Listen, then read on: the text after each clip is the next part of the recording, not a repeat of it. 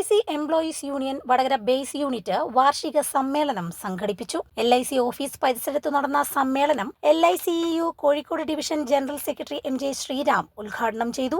അതിൽ അവർ കഴിഞ്ഞ വർഷം പറഞ്ഞ പൊതുവിലാസ്ഥാപനങ്ങൾ ഓഹരി വിറ്റഴിച്ച് 35,000 കോടി കണ്ടെത്തുന്നത് ഇത്തവണത്തെ ബജറ്റിന്റെ പ്രഖ്യാപനത്തിന് 80,000 കോടി കണ്ടെത്തുന്ന പറഞ്ഞിട്ട്, അതായത് കഴിഞ്ഞ തവണത്തേക്കാൾ ഇരട്ടി ആയിട്ട് ഞങ്ങൾ പൊതുവിലാസ്ഥാപനങ്ങളുടെ ഓഹരി വിറ്റഴിക്കുന്നതാണ് നിർമ്മലാ സീതാരാമൻ പറയുന്നത്.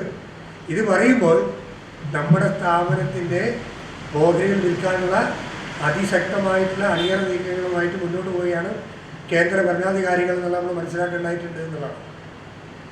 ഇപ്പോൾ ചേർത്ത് വായിക്കേണ്ടത് LICയുടെ 3.5% ഓഹരി ഇതിനകം തന്നെ വിറ്റഴിച്ചിട്ടുണ്ട്. 6.5% കൂടി ഓഹരി വിറ്റഴിച്ച് 10% ഓഹരി വിറ്റഴിക്കുന്നുള്ള രീതിയിലേക്കാണ് കാര്യങ്ങളുടെ പോക്ക്. സെബി ഒരു അളവ് തന്നിട്ടുണ്ട് LICക്ക്.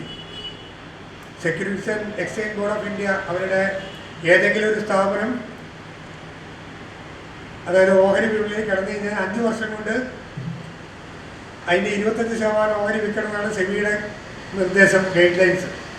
പക്ഷെ അവർ 5 വർഷം കൊണ്ട് 10% വരെ വിറ്റാൽ മതി. LICക്ക് എന്തൊരു എന്താ പറയുക, അവരൊരു നിങ്ങൾ അങ്ങനെ ചെയ്താൽ മതി പറഞ്ഞു. 10 വർഷം കൊണ്ട് 25% വിറ്റാൽ മതി എന്നുള്ളതാണ് സെബി LICയോട് പറഞ്ഞിട്ടുള്ളത്. അതുകൊണ്ടാണ് 2022 3.5% വിറ്റഴിച്ചത്. 27 ആകുമ്പോഴത്തേക്കും 10% വരെ വിറ്റഴിക്കണം എന്നുള്ള അവരുടെ തീരുമാനം പ്രകാരമാണ് ഗവൺമെന്റ് മുന്നോട്ട് പോകുന്നതെന്നാണ്.